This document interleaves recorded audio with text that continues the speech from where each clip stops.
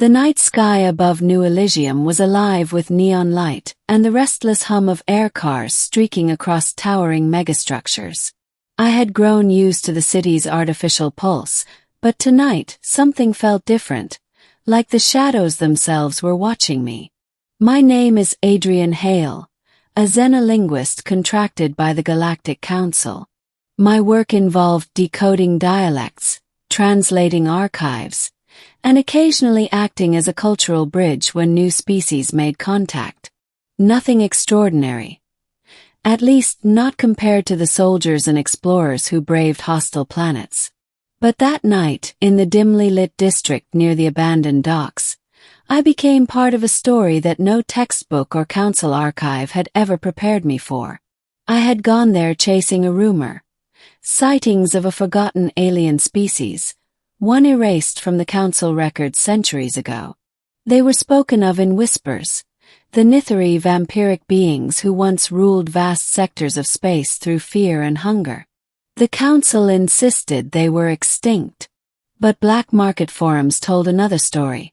Shadows gliding between districts, pale figures with burning eyes, and victims found in alleys with two strange wounds carved into their necks. I should have dismissed it as urban myth. But curiosity, that fatal flaw of all linguists and historians, pulled me deeper into the night. That's when I felt it. A sudden rush of wind behind me, the sensation of cold fingers brushing my shoulder. Before I could react, I was slammed against the metallic wall of an old docking bay. She stood before me. Alien in ways my mind struggled to grasp, yet breathtakingly beautiful. Her skin was pale like starlight, faintly luminescent. Her eyes glowed crimson, pupils sharp and predatory. Black hair flowed past her shoulders, moving as if stirred by unseen currents. And her voice, low, melodic, dangerous, curled into my ear as she leaned close. My teeth want you, human. Middle, the bond of hunger. Froze. My instincts screamed at me to run, but her grip on my wrist was unbreakable, her strength terrifying. You're Nythari, I stammered. Her smile revealed sharp, perfect fangs. Not human, not decorative, tools of survival. Your kind remembers us, she asked, tilting her head, studying me with curiosity instead of immediate violence. Strange. The council tried so hard to erase us.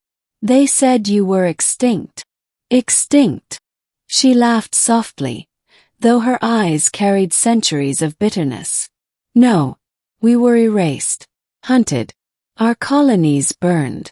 Survivors scattered in shadows. And here you are, walking alone, carrying the blood my body craves. Her words should have terrified me, but instead I found myself caught between fear and fascination. I had studied hundreds of species, but never one that carried such a mythic presence. What's your name? I asked carefully. She seemed surprised I hadn't begged or screamed. Her grip loosened slightly. I am Serenya, she whispered. Daughter of the last Nythari matron. Her gaze swept over me like a predator assessing prey. But then her expression softened, almost conflicted. You're different. You looked at me not with fear, but recognition. I swallowed hard. Because I've been searching for you. The truth about your people. That was when her demeanor shifted. She released me, stepping back into the shadows, but her eyes never left mine. You shouldn't have searched. Curiosity binds you now. My hunger binds me too. She moved closer again, too close. Her breath was cool against my neck, her voice trembling with restraint. Do you know what it means when a Nythari chooses not to feed immediately? She asked. I shook my head, heart pounding. It means we see something worth delaying the hunger for. Her fangs grazed my skin but did not pierce. Instead, she pulled away sharply, as if fighting with herself. You don't understand, human. To my kind, blood is not just sustenance. It is memory, essence, truth. By feeding, we inherit fragments of who you are. Your fears, your loves, your secrets. The revelation hit me like thunder. These weren't just predators. They were living archives, absorbing histories through blood. The Council hadn't merely destroyed them for being dangerous. They had silenced a species that literally carried knowledge within their veins. Serenya, if I let you feed, I whispered, you'd know everything I know. My research, my discoveries, my entire life. Her eyes flickered with hunger and sorrow. Yes, and that is why I shouldn't. Because once I taste you, Adrian Hale, I may not stop. The escape and pursuit. Before I could respond, the air around us shifted. A distant hum grew louder, searchlights cutting across the docks. Council security patrols. Serenya hissed, retreating into the shadows. Her glowing eyes dimmed. They're hunting me, she said. They've hunted for centuries. If they find me, they will kill us both. Me for existing, you for knowing. Without thinking, I reached for her hand. Then we run. Her eyes widened again, as though no human had ever dared to touch her willingly. For a moment, hesitation froze her. Then she gripped my hand tightly, and we fled into the forgotten underlevels of New Elysium. We weaved through rusted catwalks and silent machinery, ducking behind collapsed cargo haulers as beams of light swept dangerously close. They'll never stop, she whispered between breaths. Not until every last one of us is gone. I looked at her, alien, dangerous, yet carrying the weight of extinction on her shoulders, and I made a choice. Then we find a way to prove you deserve to live. She laughed bitterly. You think the Council cares for proof. They fear what we are. Then let's make them fear something else more, I said. For the first time, she looked at me not as prey, but as an ally. The revelation. We found shelter in an abandoned research station deep beneath the city.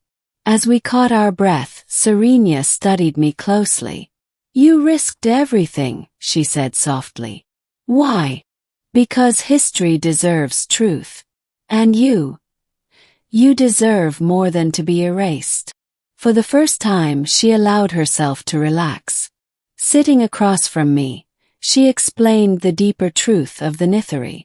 Her people hadn't simply been predators. They had once been keepers of balance, using their ability to draw memories through blood not for conquest, but for preservation. They remembered histories lost to war, songs from extinct worlds, knowledge erased by time. Yes, some had fallen to bloodlust, turning into monsters. But most had been guardians of memory. The Council, fearing their influence, declared them abominations and began the purge. You see now, Serenya whispered. To feed is not only hunger, it is legacy. My teeth do not only want you because of thirst. They want what you carry. Languages, truths, fragments of the galaxy your Council hides. I met her gaze steadily. Then take it.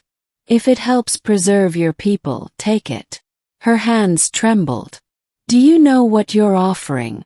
If I drink from you, I will know you more deeply than you know yourself. There will be no secrets between us. I will carry your essence until the end of my life. He nodded. Maybe that's what I want. Climax, the bite. The silence stretched between us, heavy and electric. Then slowly she leaned forward. Her lips brushed against my neck, gentle, hesitant. Her fangs hovered for a heartbeat, and then with a sharp, burning pain they pierced.